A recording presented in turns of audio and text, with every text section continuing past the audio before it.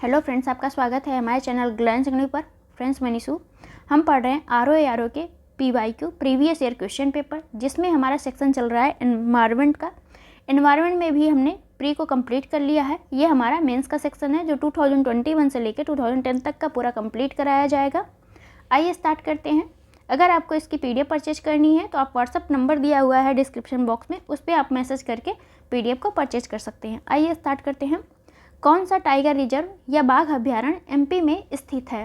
तो Bandhavgarh tiger reserve, Kanha tiger reserve, Sanjay Dubri tiger reserve, ये तीनों ही आपके कहाँ स्थित है? तो MP में स्थित है, यानी मध्य प्रदेश में स्थित है। जबकि अमानगढ़ टाइगर रिजर्व UP के बिजनौर जिले में स्थित है। तो अमानगढ़ कहाँ स्थित है? UP के बिजनौर जिले में स्थित है। अगला हम देखते हैं सेकंड क्वेश्चन। कौन एक स्थलीय पारिस्थितिकी तंत्र का उपभाग है? तो स्थलीय पारिस्थितिकी तंत्र में कौन कौन आता है? तो पर्वत पारिस्थितिकी तंत्र, निम्न स्थलीय पारिस्थितिकी तंत्र, अर्ध शुष्क पारिस्थितिकी तंत्र, ये सभी जो हैं आपके स्थलीय पारिस्थितिकी तंत्र के उपभाग हैं। नोट हम देख लेते हैं कि सागरीय पारिस्थितिकी तंत्र सबसे स्थायी पारिस्थितिकी तंत्र है। तो सागरीय या महासागरीय पारिस्थितिकी तंत्र जो है सबसे स्थायी पारिस्थितिकी तंत्र है। आपका ये पूछा गया क्वेश्चन है प्री में ही कि कौन सा है जो सबसे स्थायी पारिस्थितिकी तंत्र है। तो सागरीय या महासागरीय पारिस्थितिकी तंत्र सबसे स्थायी पारिस्थितिकी तंत्र है, इकोसिस्टम है। अगला हम देखते हैं क्वेश्चन नंबर 3 को। कौन सा जैव डीजल पौधा है? तो जैव डीजल पौधा कौन कौन सा है? तो देखते हैं हम। जेट्रोफा, जिसे हम रतन ज्योत या जैव डीजल भी कहते हैं, ये जो है आपका जैव डीजल पौधा है। इसके बारे में थोड़ा सा हम जानकारी देख लेते हैं कि बायोडीजल का उत्पादन सीधे वनस्पति तेल, पशु तेल, अपशिष्ट खाना पकाने के तेल से किया जाता है। तो बायोडीजल का उत्पादन हम कहाँ कहाँ से करते हैं? वनस्पति तेल से करते हैं, पशु तेल से करते हैं, अपशिष्ट खाना पकाने के लिए के तेल से भी किया जाता है। इन तेलों को बायोडीजल में परिवर्तित करने के लिए ट्रांसस्टेरिफिकेशन किया जाता है। तो इन तेलों को जो है बायोडीजल में कैसे परिवर्तित करता है, किस माध्यम से? तो ट्रांसस्टेरिफिकेशन के माध्यम से किया जाता है। नोट देख लेते हैं। दिसंबर 2009 में केंद्र सरकार नेशनल बायोडीजल मिशन NBM जिसे कहते हैं शुरू किया। इसमें पारंपरिक डीजल के साथ 20% बायोडीजल मिश्रण का लक्ष्य रखा है। तो 20% बायोडीजल का मिश्रण का लक्ष्य कब रखा गया? तो ये जैसे 2009 में रखा गया है। और ये किस मिशन के तहत रखा गया? तो नेशनल बायोडीजल मिशन के तहत रखा गया है।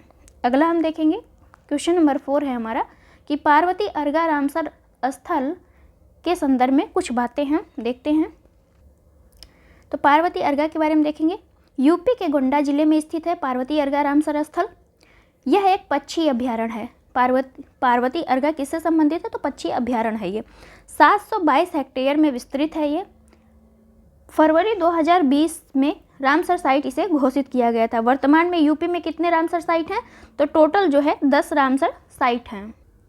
तो अगला क्वेश्चन है हमारा, 1974 में प्रथम कृषि विज्ञान केंद्र की स्थापना किस स्थान पर हुई थी? तो ये हुई थी आपका पौंडीचेरी में, जिसे हम पुदुचेरी भी कहते हैं। तो 1974 में प्रथम कृषि विज्ञान केंद्र की स्थापना की गई थी। अगला हम देखते हैं क्वेश्चन नंबर 6 है, डॉप्सन इकाई से क्या मापा जाता है? तो डॉप्सन इकाई से आपका ओजोन की सांद्रता मापी जाती है। पौधे नाइट्रोजन को किस रूप में ग्रहण करते हैं? तो पौधे जो है नाइट्रोजन को नाइट्रेट NO3 के रूप में ग्रहण करते हैं, लेकिन कुछ मात्रा में नाइट्राइट यानी NO2 तथा अमोनिया NH4+ के रूप में भी लेते हैं, लेकिन मोस्टली किस में लेते हैं? तो नाइट्रेट के रूप में लेते हैं। नाइट्रोजन पौधे में प्रोटीन निर्माण के लिए आवश्यक है। नाइट्रोजन पौधे में प्रोटीन जो है निर्माण के लिए आवश्यक है। इसकी कमी से जो है आपका पौधे में वृद्धि रुक जाती है। किस कमी से? तो नाइट्रोजन की कमी से। अगला हम देखेंगे क्वेश्चन नंबर 8। ये हमें मिलान करना था, इसमें देखते हैं। राष्ट्रीय जैविक खेती कहाँ स्थित है? राष्ट्रीय जैविक खेती केंद्र कहाँ पे है? तो ये आपका गाजियाबाद में है। भारतीय दलहन अनुसंधान कहाँ है? तो ये आपका कानपुर में है। भारतीय सब्जी अनुसंधान संस्थान कहाँ है? तो वाराणसी में है। भारतीय गन्ना अनुसंधान संस्थान कहाँ है? तो ये आपका लखनऊ में है। इम्पॉर्टेंट है सभी संस्थान, तो याद रख लीजिएगा। अगला हमारा मिलान का है, देखते हैं। वन्य जीव संरक्षण अधिनियम कब आया? तो 1972 में आया। प्रोजेक्ट टाइगर को कब लाया गया? तो 1973 में। प्रोजेक्ट हाथी आपका कब आया? 1992 में आया। जैव विविधता अधिनियम आपका 2002 में आया था। अगला हम देखेंगे ये सभी अधिनियम और ये जो मिलान है बहुत ही इंपॉर्टेंट है, आप रट लीजिए जैसे भी आपको ठीक लगे, बट इसको पढ़ जरूर लीजिए, ज़्यादा ज़्यादा रिवीजन करके जाइएगा ताकि याद रहे। जनवरी 2022 में किस स्थान पर भारत के पहले ओपन रॉक संग्रहालय का उद्घाटन किया गया? तो भारत के पहले ओपन रॉक संग्रहालय कहाँ पे है? तो ये आपका हैदराबाद में है। कब स्थापित किया गया था? तो जनवरी 2022 में स्थापित किया गया था। इसमें जो है 35 विभिन्न प्रकार की चट्टानें हैं जिनकी आयु कितनी है? तो 3.3 बिलियन से लेके 5.5 मिलियन वर्ष है। अगला है हमारा India state of forest report 2021 के अनुसार कितने राज्यों या यूटी में उनके भौगोलिक क्षेत्र 33% से अधिक क्षेत्रफल पर वन आच्छादित है? तो कितने जो है यूटी या राज्य जिसमें 33% से अधिक जो है क्षेत्रफल पर वन आच्छादित हैं? तो ये आपका 17 जो है स्टेट और यूटी मिला के 17 ऐसे राज्य या केंद्र शासित प्रदेश हैं जिनमें जो है 33% से अधिक क्षेत्रफल पर क्या है? वन है। अगला हम देखेंगे यहीं पे नोट में, तो 24.62% भाग वनाच्छादित है इंडिया में। तो इंडिया में जो है कितना प्रतिशत वनाच्छादित है? तो 24.62, ये लेटेस्ट डेटा के अनुसार है, तो ध्यान दीजिएगा। राष्ट्रीय वन नीति जो 1928 में आई थी उसके अनुसार देश के 33% भाग को वनाच्छादित करने का लक्ष्य रखा गया था। तो 33% भाग पर वनाच्छादित करने का लक्ष्य कब रखा गया? तो राष्ट्रीय वन नीति 1988 के अनुसार ये रखा गया था। इम्पॉर्टेंट है, याद रखिएगा इसके लिए। अब हम देखेंगे 2016 का मेंस रे एग्जाम का। पारिस्थितिकी के विविध अवयव आपस में एक दूसरे पर निर्भर हैं। मानव क्रियाओं से वातावरण कार्य प्रभावित होता है। तो मानव क्रियाओं से वातावरण प्रभावित होता है। तो ये बात तो सही है कि मानव जो भी गतिविधि करते हैं उनसे जो है आपका वातावरण प्रभावित होता है। अब हम देखेंगे 2017 का मेंस जैविक एवं अजैविक संगठकों के मध्य बिचौलिए का कार्य करते हैं। कौन करते हैं? जैविक और अजैविक संगठकों के मध्य बिचौलिए का कार्य तो ये आपके उत्पादक करते हैं। उत्पादक के बारे में आप जरा थोड़ा सा जानकारी लेते हैं, क्योंकि ये प्रकाश संश्लेषण विधि से ऊर्जा प्राप्त करते हैं। कौन? उत्पादक। तथा भोज्य पदार्थ बनाते हैं एवं अपनी जड़ों द्वारा अजैविक पदार्थ ग्रहण करते हैं एवं उपभोक्ताओं के लिए प्रत्यक्ष या अप्रत्यक्ष रूप से भोजन उपलब्ध कराते हैं। तो ये सब कौन करता है? उत्पादक करता है आपका। अगला हम देखते हैं क्वेश्चन नंबर 2 है, ऊपरी वायुमंडल की ओजोन परत का क्षरण किससे हो रहा है? तो ये आपका क्लोरोफ्लोरोकार्बन से हो रहा है, जिसे हम CFC कहते हैं। तो ऊपरी वायुमंडल की ओजोन परत का क्षरण किससे हो रहा है? क्लोरोफ्लोरोकार्बन से हो रहा है। क्लोरोफ्लोरोकार्बन आपका निकलती कहाँ से है? तो ये आपका फ्रिज से निकलती है, रेफ्रिजरेटर से निकलती है। क्लोरोफ्लोरोकार्बन जो है आपका एक कार्बनिक यौगिक है जो कार्बन, क्लोरीन, हाइड्रोजन, फ्लोरीन से बनी होती है। अब हम देखते हैं इसी में एक नोट है आपका, मॉन्ट्रियल प्रोटोकॉल किससे संबंधित है? तो ये आपका ओजोन परत से संबंधित है। मॉन्ट्रियल प्रोटोकॉल के तहत जो है आपका ओजोन परत को क्षीण करने वाले पदार्थों के बारे में अंतर्राष्ट्रीय संधि की गई है। तो ये आपका इंपॉर्टेंट है कि मॉन्ट्रियल प्रोटोकॉल आपका किससे संबंधित है? तो ओजोन परत से संबंधित है। अगला है हमारा, कौन एक हरित गृह गैस नहीं है? तो ऑक्सीजन जो है आपका हरित गृह गैस नहीं है, यानी ग्रीन हाउस गैस आपका ऑक्सीजन नहीं है। जबकि कौन कौन सी हैं? तो कार्बन डाइऑक्साइड CFC जिसे हम क्लोरोफ्लोरोकार्बन कहते हैं, मीथेन, ओजोन, नाइट्रस ऑक्साइड, ये सभी आपकी हरित गृह गैसें हैं या ग्रीन हाउस गैसें इन्हीं को कहते हैं। अगला है हमारा, भारत सरकार द्वारा शुरू किए गए प्रोजेक्ट एलिफेंट से संबंधित कुछ कथन है, देखते हैं। तो यह जो है प्रोजेक्ट एलिफेंट की शुरुआत कब की गई? तो 1991-92 में शुरू की गई।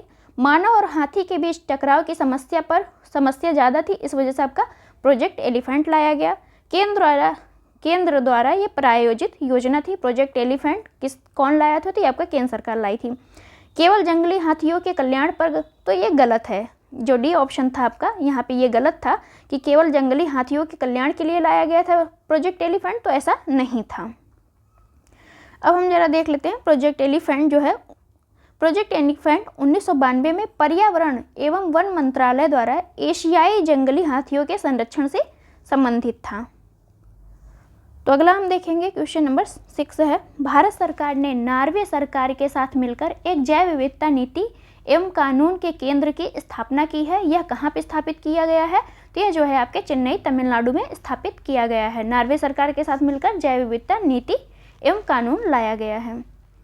अगला हम देखेंगे 2014 का मेंस। किस नगर में Indian institute of ecology and environment स्थित है? तो नई दिल्ली में जो है आपका Indian institute of ecology and environment स्थित है। कब स्थापना की गई थी इसकी? तो 1980 में स्थापना की गई थी। जैव विविधता को परिभाषित किया जाता है। जैव विविधता को परिभाषित कैसे किया जाता है? तो किसी पर्यावरण में विभिन्न प्रजातियों की श्रेणियों में जो है हम क्या करते हैं? जैव विविधता को परिभाषित करते हैं। आगे देखेंगे, भारतीय राष्ट्रीय जैविक विविधता प्राधिकरण स्थापित किया गया। तो राष्ट्रीय जैविक विविधता प्राधिकरण कब स्थापित किया गया? तो यह 2003 में स्थापित किया गया। कहाँ पे स्थापित किया गया? तो चेन्नई में स्थापित किया गया था। इसका मुख्य उद्देश्य क्या था राष्ट्रीय जैविक विविधता प्राधिकरण स्थापित करने का? तो इसका मुख्य उद्देश्य जैव विविधता अधिनियम 2002 के प्रावधानों को राष्ट्रीय स्तर पर लागू करना इसका उद्देश्य था।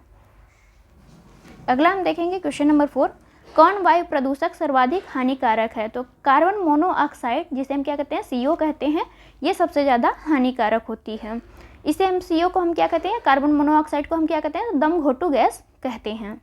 तो कार्बन मोनोऑक्साइड के बारे में थोड़ा सा देख लेते हैं। ये हवा से भारी होती है, पानी में अघुलनशील होती है, पानी में घुलती नहीं है, गंध इसका स्वादहीन एवं रंगहीन होता है, मानव के साथ साथ अन्य जीवों के लिए भी यह अत्यंत हानिकारक होती है। सभी वायु प्रदूषकों में 50% भाग इसका होता है। सबसे ज़्यादा प्रदूषक में सबसे भाग किसका होता है? तो कार्बन मोनोऑक्साइड का होता है। तो ये इंपॉर्टेंट बात है, कुछ कार्बन मोनोऑक्साइड के बारे में जान लीजिए इसे। अब हम देखते हैं इसी का थोड़ा सा दूसरा पहलू, कार्बन मोनोऑक्साइड के बारे में ही। श्वास के माध्यम से मानव शरीर में पहुंचकर यह रक्त में उपस्थित हीमोग्लोबिन की ऑक्सीजन वहन क्षमता को कम कर देती है। कौन कम कर देती है? कार्बन मोनोऑक्साइड, जिसके बाद मानव की मृत्यु हो जाती है। तो ये इंपॉर्टेंट फैक्ट है आपका, याद कर लीजिएगा। अगला है हमारा क्वेश्चन नंबर 5, जलीय फर्ण जिसे जैव उर्वरक के रूप में प्रयुक्त किया जाता है, यह कौन सा है? तो ये आपका एजोला है। एजोला ये ठंडे पानी में उगने वाला एक पौधा है। एजोला कैसे पानी में उगता है? तो ठंडे पानी में उगने वाला एक पौधा है। जलीय फर्ण कौन सा है? वो एजोला जलीय फर्ण है, जो जैव उर्वरक के रूप में प्रयुक्त किया जाता है। इसका प्रयोग जो है धान की फसल में जैव उर्वरक के रूप में किया जाता है। एजोला की नाइट्रोजन स्थिरीकरण क्षमता अधिक होती है। तो एजोला जो है नाइट्रोजन स्थिरीकरण की क्षमता सबसे अधिक होती है। एनाबीना एजोला नामक शैवाल सहजीवी के रूप में वास करता है। अगला क्वेश्चन देखेंगे हम, एनाबीना भी आपका एजोला ही एक तरीके से एजोला का ही पार्ट है। ऑक्सीजन जो प्रकाश संश्लेषण से उत्पन्न होती है या आती है, वो कहाँ से आती है? तो वो आपका जल से आती है। जो ऑक्सीजन प्रकाश संश्लेषण से उत्पन्न होती है वो कहाँ से आती है? तो वो आपका जल से आती है। तो हम देख लेते हैं थोड़ा प्रकाश संश्लेषण के बारे में। प्रकाश संश्लेषण की क्रिया एक उपचयन अपचयन की क्रिया है। इसमें जल का अपचयन ऑक्सीजन के बनने में तथा कार्बन डाइऑक्साइड का अपचयन शर्करा के निर्माण में होता है।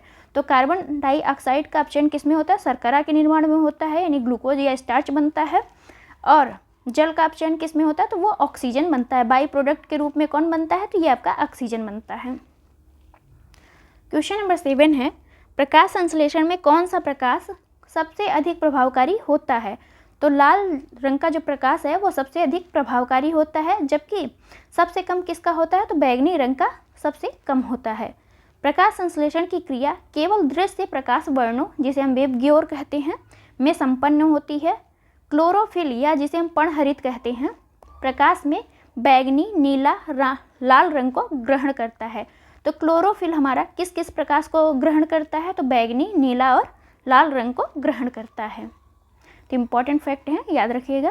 क्वेश्चन नंबर हम देखेंगे अब 2013 का मेंस देखेंगे और उसका क्वेश्चन फर्स्ट देखेंगे। यूनेस्को द्वारा प्रमाणित क्षेत्रफल की दृष्टि से भारत की बृहत्तम जैवमंडलीय निधि है। तो यूनेस्को द्वारा जो प्रमाणित भारत की बृहत्तम जैवमंडलीय निधि है वो कौन सी है? तो मन्नार की खाड़ी है। ये कितने वर्ग किलोमीटर में फैली है? तो 10,500 वर्ग किलोमीटर में फैली हुई है। 1989 में से जैवमंडल आरक्षित का दर्जा दिया गया था। किसे? मन्नार की खाड़ी को दिया गया था। नीलगिरी का जैवमंडलीय निधि कितना है? तो ये आपका 5520 वर्ग किलोमीटर है। 1986 में से जैवमंडल आरक्षित घोषित किया गया।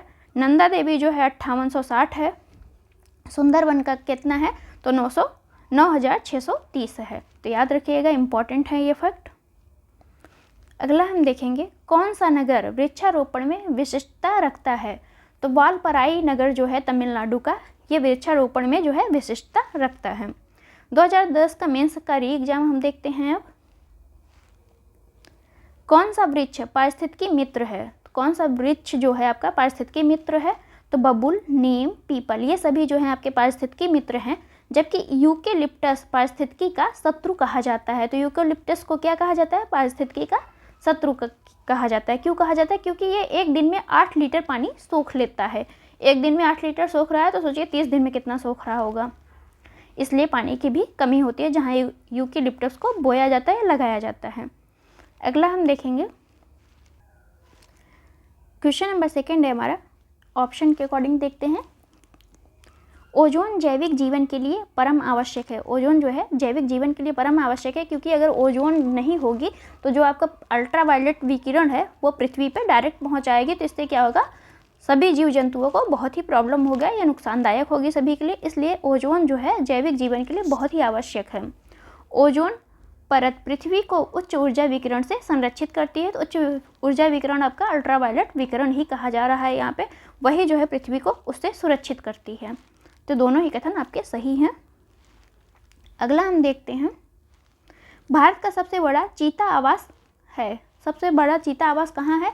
तो नागार्जुन सागर श्रीशैलम आंध्र प्रदेश में ये आपका सबसे बड़ा चीता आवास है। कौन सा है? तो नागार्जुन सागर श्रीशैलम, याद रखिएगा, इम्पॉर्टेंट है। अगला है हमारा, भारत में जैव भौगोलिक मंडलों की कुल संख्या कितनी है? तो भारत में जो है जैव भौगोलिक मंडलों की टोटल संख्या आपका 18 है। कितनी? 18। अब हम देखते हैं कौन कौन से हैं उसमें से। तो अभी तक जितने भी 18 आपके जैव भौगोलिक मंडल हैं, लेकिन उसमें से यूनेस्को में कितने शामिल किए गए हैं? तो 12 जो है यूनेस्को में शामिल है। पहले हम देख लेते हैं यूनेस्को में जो शामिल हैं उसके बारे में। तो तमिलनाडु, जो नीलगिरी का तमिलनाडु है, तमिलनाडु का जो नीलगिरी है वो आपका जैव भौगोलिक मंडल है। गल्फ ऑफ मन्नार, ये भी आपका तमिलनाडु में आता है और ये भी आपका जैव मंडल भौगोलिक क्षेत्र है। सुंदरबन जो पश्चिम बंगाल में है, नंदा देवी उत्तराखंड में है, पंचमढ़ी आपका एमपी में है, नोकरेक मेघालय में है, सिमलीपाल आपका उड़ीसा में है, अचानक मार अमरकंटक जो है आपका छत्तीसगढ़ में है, ग्रेट निकोबार ये भी आपका कहाँ है? तो अंडमान निकोबार में। अगस्तमलाई आपका केरल और तमिलनाडु में पड़ता है। कंचनजंगा आपका सिक्किम में है। पन्ना जो है एमपी में स्थित है। पन्ना को जो है सबसे लेटेस्ट यूनेस्को में शामिल हुआ है। कब हुआ है? तो 2020 में हुआ है। तो ये 12 जो हैं आपके जैव भौगोलिक मंडल हैं जो किस में शामिल हैं? तो यूनेस्को में शामिल है। और जो नहीं शामिल हैं वो कौन कौन से हैं? और तो 12 के बाद आपका कितना बचा? 6 और बचते हैं। वो कौन कौन से हैं? तो मानस जो असम में है, डिब्रू सैखोवा ये भी असम में है, दिहांग दिबांग ये भी आपका अरुणाचल प्रदेश में है, कच्छ जो गुजरात का है, कोल्ड डेजर्ट जो आपका हिमाचल प्रदेश में है, शेषाचलम जो आपका आंध्र प्रदेश में स्थित है। तो ये सभी आपके जैव भौगोलिक मंडल हैं। अगला हम देखते हैं, क्वेश्चन नंबर है हमारा 5।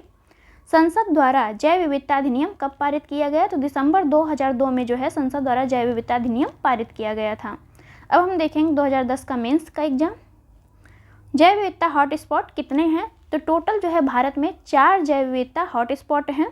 कौन कौन से हैं? तो सुंडालैंड और निकोबार, पूर्वी हिमालय, पश्चिमी घाट, म्यांमार और भारत सीमा, ये जो हैं 4 हॉटस्पॉट हैं जो कहाँ पाए जाते हैं? तो भारत में पाए जाते हैं। इम्पॉर्टेंट है आपका, याद रखिएगा। हॉटस्पॉट शब्द का प्रयोग सबसे पहले किसने किया था? नॉर्मन मायर्स ने जो है हॉटस्पॉट शब्द का प्रयोग किया था। कब किया था? तो 1988 में किया था। जैव विविधता हॉटस्पॉट के बारे में हम देखते हैं। तो जैव विविधता हॉटस्पॉट जहाँ पर जातियों की पर्याप्तता तथा स्थानीय जातियों की अधिकता पाई जाती है, लेकिन उनके अस्तित्व पर निरंतर खतरा या संकट बना रहता है, उसे हम क्या कहते हैं? जैव विविधता हॉटस्पॉट कहते हैं। तो ये आपका परिभाषा है जैव विविधता हॉटस्पॉट के बारे में, ताकि आप समझ सकें कि किसे हम जैव विविधता हॉटस्पॉट कहते हैं। अगला है क्वेश्चन नंबर 2। भारत के बड़े नगरों में वायु प्रदूषण का सबसे बड़ा स्रोत क्या है? तो नगरों में जो है परिवहन आपका सबसे बड़ा स्रोत है प्रदूषण का, वायु प्रदूषण का। भारत सरकार की जलवायु कार्य योजना, जिसे हम क्या कहते हैं? जलवायु कार्य योजना को क्या कहते हैं? क्लाइमेट एक्शन प्लान के 8 मिशन सम्मिलित किए गए थे। तो कब सम्मिलित किए गए थे 8 मिशन? जलवायु कार्य योजना के 8 मिशन कब सम्मिलित किए गए थे? तो 23 जून 2008 को जो है ये सम्मिलित किए गए थे। और ये शुरू कहाँ की गई थी? तो नई दिल्ली में शुरू की गई थी। कौन कौन से हैं? 30 जून 2008 को सम्मिलित किए गए जलवायु कार्य योजना देखते हैं। राष्ट्रीय सौर मिशन, ऊर्जा दक्षता के लिए मिशन, सुस्थिर निवास का राष्ट्रीय मिशन, राष्ट्रीय जल मिशन, हरित भारत मिशन, संधारणीय कृषि मिशन, हिमालयी पारिस्थितिकी तंत्र मिशन, जलवायु परिवर्तन के लिए रणनीतिक ज्ञान पर मिशन। अब हम एक शॉर्ट ट्रिक बताते हैं आपको तैयार करने के लिए। जैसे आप पहले ले लिए सौर मिशन हो गया आपका सौर मिशन, फिर आप ले लीजिए ऊर्जा मिशन, ऐसे थोड़ा शॉर्ट में लिख लेंगे तो थोड़ा जल्दी याद हो जाएगा। ऊर्जा मिशन हो गया, फिर आपका हो गया जल मिशन के साथ ही आप जलवायु, एक सेकेंड, तो आप यहाँ पे ले सकते हैं कि सौर मिशन हो गया, ऊर्जा मिशन हो गया, जल मिशन हो गया, जल के साथ ही हम जलवायु परिवर्तन मिशन ले लेंगे, फिर हरित भारत मिशन हो गया, हरित भारत मिशन के साथ ही हम हिमालय पारिस्थितिकी तंत्र मिशन ले लेंगे, और फिर इसी के साथ आपका सतत कृषि मिशन हो गया, उसी के साथ आप सतत पर्यावरण मिशन एक साथ आप याद कर लेंगे। तो इससे आपका सौर मिशन, ऊर्जा मिशन के बाद जल और जलवायु याद रखिए, हरित और हिमालयी याद रखिए, कृषि और पर्यावरण याद रखिए, तो ये आपका जल्दी ही तैयार हो जाएगा। 8 मिशन आपके कब आए थे? तो 30 जून 2008 को शुरू किए गए थे। अगला हम देखते हैं 2012 के जनवरी माह में वह कौन सी मौसमी कारक था जो उत्तर भारत में असाधारण ठंड का कारण बना था? तो लाल नीना जो है इसकी वजह से आपका जनवरी माह में मौसमी जो असाधारण ठंड आई थी आपका, तो किसके कारण आई थी? लाल नीना के कारण आई थी। तो आपको वीडियो कैसी लगी ज़रूर बताइएगा। आप जो है इसकी PDF खरीदने के लिए डिस्क्रिप्शन बॉक्स में एक व्हाट्सअप नंबर दिया हुआ है, उस पर आप मैसेज करके इसे परचेज कर सकते हैं। Thank you for watching.